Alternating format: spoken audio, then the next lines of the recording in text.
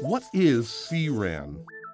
CRAN, the Centralized Radio Access Network, is the next generation RAN architecture. CRAN architecture offers increased performance, enhanced flexibility, and reduced cost in mobile fronthaul networks. To understand CRAN architecture, let's look at the present mode of operation, a distributed RAN. In a distributed RAN, all the E-Node B radio components are located at each cell site. The E-Node B radio consists of two elements, a remote radio head, or RRH, and a baseband unit, or BBU. These two components are interconnected via CPRI, the Common Public Radio Interface. The remote radio head is a transceiver or antenna for the mobile devices. The baseband unit processes calls and forwards traffic to the mobile switching center, the MSC, via carrier Ethernet backhaul. In a centralized RAN, BBUs are relocated from individual cell sites to a centralized BBU hotel.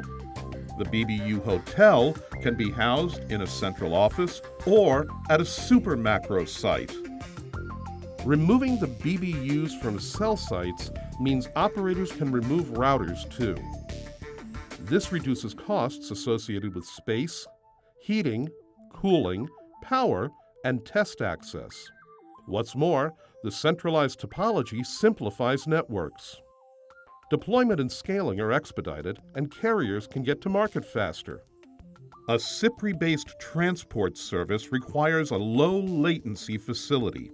Dark fiber and a WDM capable of supporting CPRI is used to interconnect the many RRHs at each cell site to the central BBU at the BBU hotel. Transport reach, as defined by the E-Node B radio vendor, is around 15 kilometers to 20 kilometers of dark fiber for the new centralized configuration. This is essentially an extension from less than 60 meters at a typical tower.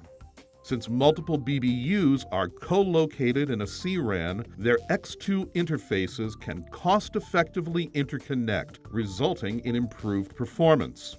The S1 interface also comes from the BBUs to the router, providing aggregation and transport using the carrier Ethernet backhaul connection to the MSC.